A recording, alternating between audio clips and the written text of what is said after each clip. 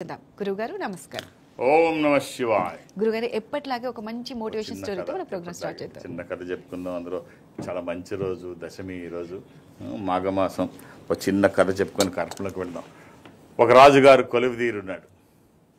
చక్కగా కొలువులో కూర్చొని ఉండగా ఒక చేపలు పట్టేవాడు వచ్చి రాజుగారికి ఒక చేపను తీసుకొచ్చి ఇచ్చాడు. చూడ్డానికి బాగుంది, చేప అందంగా ఉంది. ఆ చేపను తీసుకొచ్చి, మహారాజా ఇది ఒక మంచి చేప, విచిత్రమైంది, ఇది మీకోసం తీసుకొచ్చాను అని చెప్పేసి ఇస్తే, బాగుంది, భలే ఉంది, చేప చాలా అందంగా ఉంది అని చెప్పి ఒక 5,000 నాణేలు బహుమతిగా 5,000 నాణేలు ఇమ్మని చెప్పేసి అంటే పక్కన మహారాణి కూర్చొని ఉంటుంది. అరే 5,000 నాణేలు ఒక్క చేపకి ఇస్తారండి మహారాజా, ఎందుకు అసలు నీకు జనం ఏమనుకుంటారు, నిన్ను పెచ్చోడి కింద అనుకుంటారు. సో కాబట్టి వాడి దగ్గర నుంచి వెనక్కి తీసుకొని వెళ్ళిపోతుంటాడు. 5,000 నాణేలు ఎందుకు ఇవ్వాలి అని చెప్పేసి పెచ్చోడు అనుకుంటాను నేను, ఒక చేపకి 5,000 నాణేలు ఇచ్చాను. సరే, ఒక జాలరి వాడికి ఇచ్చింది వెనక్కి ఏం తీసుకుంటాము, అర్థం చేసుకో.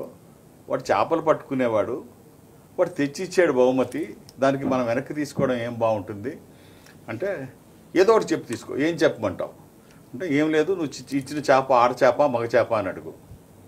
ఆడదంటే నువ్వు మగది కావాలను, మగదంటే ఆడది కావాలను, ఇది అక్కర్లేదని చెప్పు. ఆ డబ్బులు ఇచ్చి వెళ్ళిపోతాడు, సింపుల్ అంటే.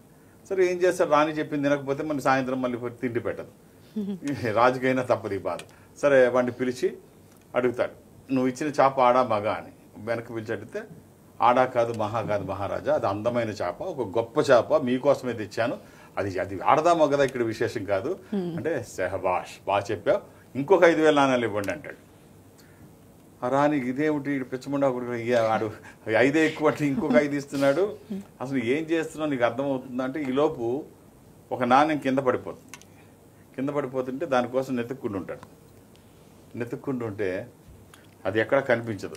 అప్పుడు రాణి చెప్పుద్ది, 10,000 నాణ్యాలు ఇచ్చారు మహారాజా, ఆడు ఒక్క నాణ్యం కింద పడితే కక్కుర్తి వెదవా, దానికోసం దేవులాడుకుంటున్నాడు, అదంతా మళ్ళీ నెతుక్కుంటున్నాడు, ఇలాంటి వాళ్ళగా మీరు ఇచ్చేది అంటే. అప్పుడు అడుగుతాడు, ఏమయ్యా నీకు 10,000 నాణ్యాలు ఇచ్చాను, నీ తరము తర్వాత తరాలు కూడా గడిచిపోతాయి, అంత డబ్బు నీ దగ్గర ఉంది, ఒక్క నాణ్యం కింద పడితే దానికోసం ఎందుకు ఇంత దేవులాడుతున్నావు అని చెప్పేసి అడిగితే వాడు అంటాడు, మహారాజా ఏం కాదు, ఈ నాణ్యం మీద మీ బొమ్మ ఉంటుంది, అది మీ బొమ్మ అది కింద పడితే వాళ్ళు వీళ్ళు తొక్కడం నాకు నా జీవితాన్ని మార్చేసిన నా దేవుడు రాజు, మళ్ళీ నన్ను వెనక్కి తిరిగి చూసుకోకుండా ఇంత సంపద నాకు ఇచ్చినటువంటి వాడు నా దేవుడు మా రాజుగారు, ఆయన ముఖ చిత్రాన్ని కాలుతో తొక్కుతుంటే నేను తట్టుకోలేను, అది దొరికే వరకు నేను ఇక్కడి నుంచి వెళ్ళను, నీ రాజభక్తికి శహబాష్ ఇంకొక 5,000 ఇవ్వండి అంటాడు.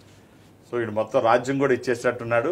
ఇలా కాదని చెప్పేసి అప్పుడు మొత్తం వాడిని పట్టుకొని పంపించేసి, ఇంకా ఆగయ్యా చాలు, నువ్వు ఇంక ఆవుగు, నువ్వు ఇక్కడి నుంచి వెళ్ళిపో అని చెప్పేసి పంపించేస్తారు వాడిని. ఈ కథ మనకి ఏం తెలియజేస్తుందంటే, ఎవరిని అండర్ ఎస్టిమేట్ వేయద్దు, చేపలు పట్టుకునేవాడని చెప్పేసి తేలిగ్గా చూడొద్దు, ఎవరు తెలివితేటలు వాళ్ళకు ఉంటాయి, ఎవరిని తక్కువగా చూడొద్దని, ఎట్టి పరిస్థితుల్లో మనమే తెలివైన వాళ్ళం, ఎదరు తక్కువ అని అనుకోవద్దని చెప్పి కథ మనకు తెలియజేస్తాం. ఎవరిని అండర్ ఎస్టిమేట్ వేయద్దు. రైట్ గురుగారు, మోటివేషన్ స్టోరీ చాలా బాగుంది. మరి కాలర్స్ రెడీగా ఉన్నారు. అమలాపురం నుంచి శ్రీనివాస్. నమస్తే అండి శ్రీనివాస్ గారు. గురుగారితో మాట్లాడండి. శ్రీనివాస్ గారు, ఓం నమః శివాయ. ఓం నమః శివాయ గురుగారు. చెప్పండి, ఎలా ఉన్నారు? బాగున్నామండి, మీరు ఎలా ఉన్నారు? నాకేమండి first class. Date of birth ఇస్తారా? 1905 1905 1990 అండి. 1990 1